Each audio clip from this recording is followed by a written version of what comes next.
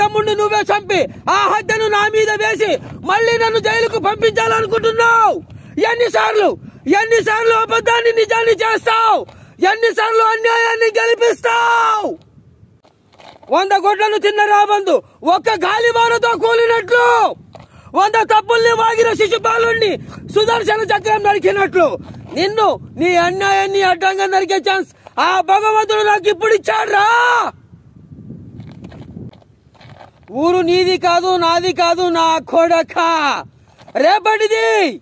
ఆ రేపటి తరమే నీ చావును కోరుకుంటున్న ఇంటి తలుపు తట్టింది. మాటిచ్చా, నీ తల నరికి ఈ ఊరి తలరాత మారుస్తానని మాటిచ్చా. నిన్ను తాకాలంటే కత్తి వణుకుతుందేమో, నేను బరిలో దిగితే సీమే వణుకుద్ది.